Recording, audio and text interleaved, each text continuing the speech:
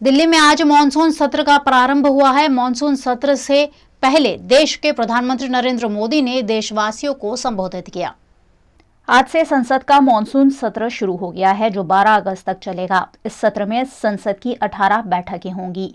इस सत्र के दौरान विपक्ष सरकार को महंगाई, अग्निपथ, ईडी, सीबीआई के दुरुपयोग जैसे कई मुद्दों पर घेर सकता है। मानसून सत्र की शुरुआत से पहले देश के प्रधानमंत्री नरेंद्र मोदी ने संबोधित करते हुए कहा कि सदन के बाहर तो काफी गर्मी है, सदन में गर्मी कम होगी कि नहीं ये देखेंगे। उन्होंने सभी से सदन की गरिमा बनाए रखने की अपील भी की।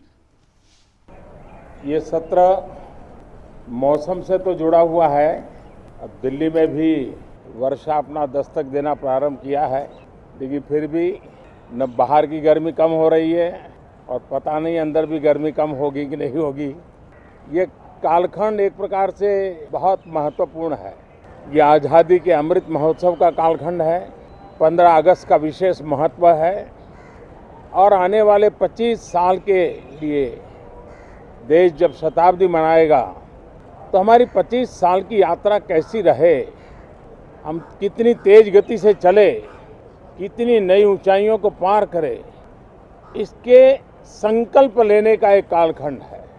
और उन संकल्पों के प्रति समर्पित होकर के देश को दिशा देना, सदन देश का नेतृत्व करे, सदन के सभी माननीय सदस्य राष्ट्र में नई ऊर्जा भरने के लिए निमित्त बने, उस अर्थ में ये सत्र भी बहुत महत्वपूर्ण है। ये सत्र इसलिए भी महत्वपूर्ण है कि इसी समय राष्ट्रपति पद और उपराष्ट्रपति पद के चुनाव हो रहे हैं।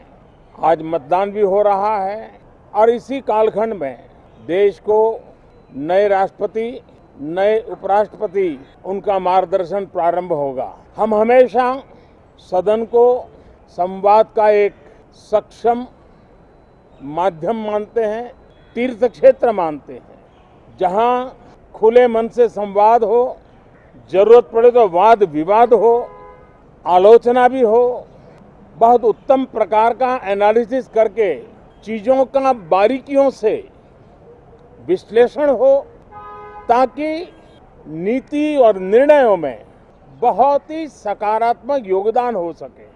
मैं सभी आदरणीय सांसदों से यही आग्रह करूंगा कि गहन चिंतन, गहन चर्चा, उत्तम चर्चा और सदन को हम जितना ज्यादा प्रोडक्टिव बना सके, सदन को जितना ज्यादा फ्रूटफुल बना सके, उसलिए सबका सहयोग हो और सबके प्रयास से ही लोकतंत्र चलता है, सबके प्रयास से ही सदन चलता है, सबके प्रयास से ही सदन उत्तम निर्णय करता है।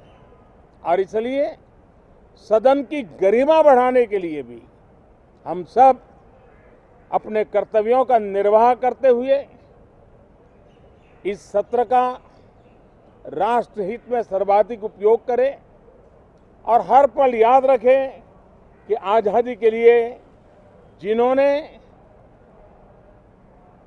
अपनी जवानी खपा दी, अपना जीवन खपा दिया, जिंदगी जेलों में काटी, कुछ ने शहादत स्वीकार की,